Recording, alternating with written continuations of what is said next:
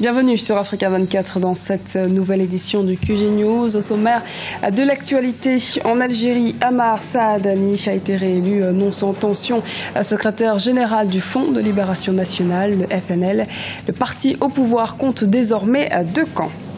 Le Cameroun peine à accompagner les petites et moyennes entreprises. La création de l'agence des PME en 2013 n'a pas apporté les résultats escomptés. Le pays s'est toutefois engagé à ouvrir la banque des PME aux capitaux publics pour inverser la donne.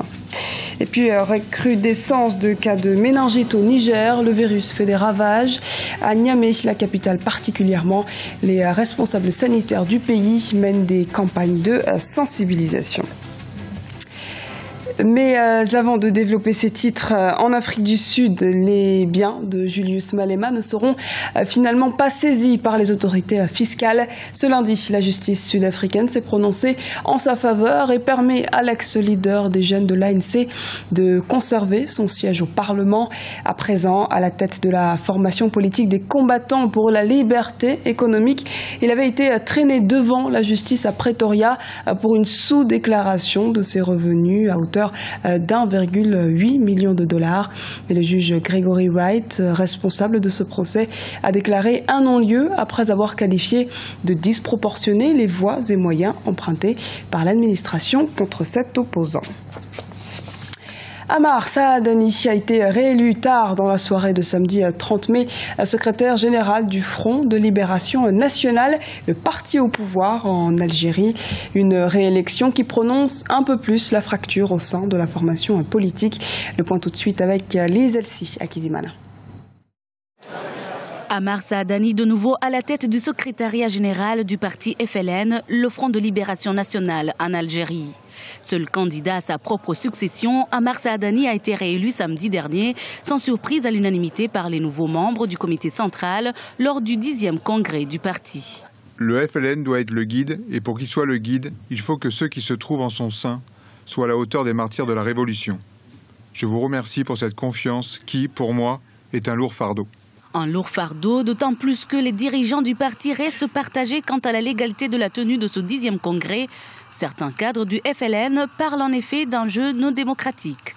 Pour nous, ce qui s'est déroulé, ce n'est pas le congrès du FLN, c'est une grande kermesse qui a été mise en place en vue d'une restructuration artificielle de la scène politique dans les prochains jours, ou éventuellement le FLN, quel que soit le scénario choisi, ne pourra pas sortir grandi au niveau du peuple, étant donné que le peuple, c'est lui qui est la source du pouvoir, et c'est lui qui, demain, à travers les urnes, lui donnera sa véritable place. Et le profil actuellement de la direction ne le permet pas parce qu'il y a le jeu populaire. Quels que soient les appuis potentiels qui lui sont accordés. Ammar Saadani aurait eu le soutien du président de la République Abdelaziz Bouteflika. Ce dernier a salué son action au sein du FLN qu'il dirige depuis le 1er septembre 2013. Les travaux de ce 10e congrès se sont achevés samedi soir. Ils avaient réuni 489 membres du comité central contre 351 prévus initialement. Coopération maroco-ivoirienne. Au total, 6 conventions et accords bilatéraux ont été signés ce mardi à Abidjan entre la Côte d'Ivoire et le Maroc à l'occasion de la visite à Abidjan du roi du Maroc Mohamed VI. Les conventions et accords portent notamment sur une cession de parts de l'État dans la société ivoirienne de banque à la banque marocaine Attijari Wafa Bank, ou encore sur l'autorisation d'émission à Abidjan de la radio marocaine Radio Méditerranée internationale. D'autres protocoles ont été signés dans les domaines de l'agriculture ou encore de la diplomatie. Au Cameroun, le gouvernement s'attelle à la promotion des petites et moyennes entreprises. Ces dernières souffrent depuis longtemps de manque de financement que l'agence des PME n'a pas pu régler. D'autres mesures sont donc en train d'être mises en place, comme nous l'expliquent Lise Elsi à Kizimana et Anne-Marie Diaz-Borges. Le Cameroun compte actuellement plus de 16 000 petites et moyennes entreprises. Mais malgré la création de l'agence des PME en 2013, les jeunes entrepreneurs éprouvent de réelles difficultés d'accès au financement. Une situation que le gouvernement entend corriger. Il s'est engagé à ouvrir dans les plus brefs délais la banque des PME aux capitaux publics annoncée depuis 2011. Les locaux sont disponibles, les responsables de la banque ont été nommés et son capital social de 10 milliards de francs CFA a été débloqué par l'État en janvier 2013. Quand elle va ouvrir les portes, nous ne voulons plus apprendre que oui, on n'a pas pu faire tel ou tel dossier parce que telle chose manque sur le plan technique à la banque.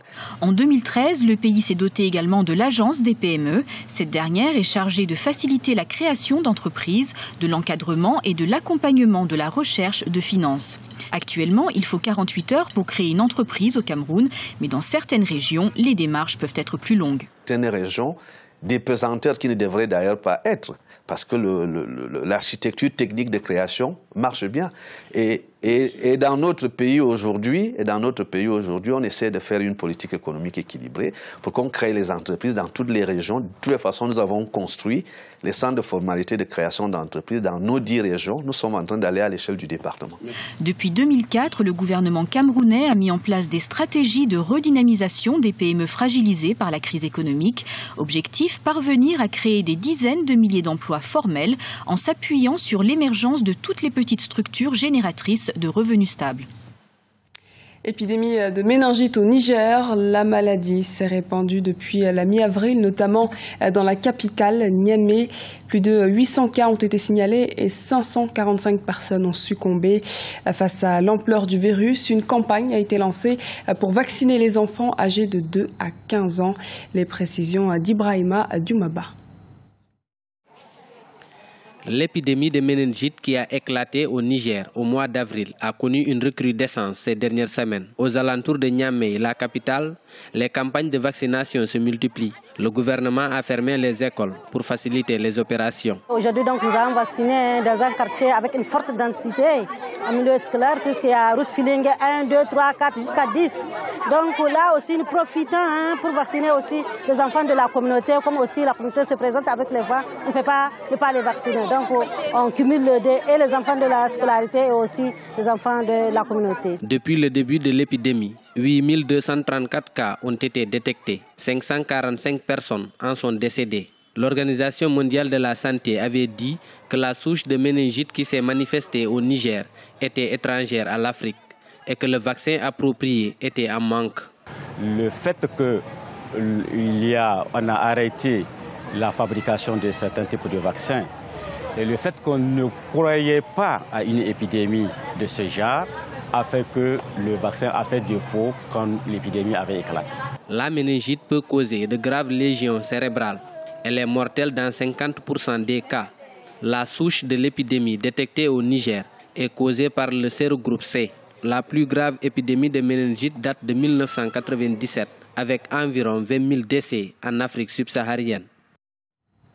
Ce journal a été réalisé par l'ensemble de la rédaction. Merci pour votre fidélité. Retrouvez dans un instant une nouvelle édition de l'actualité sur Africa 24.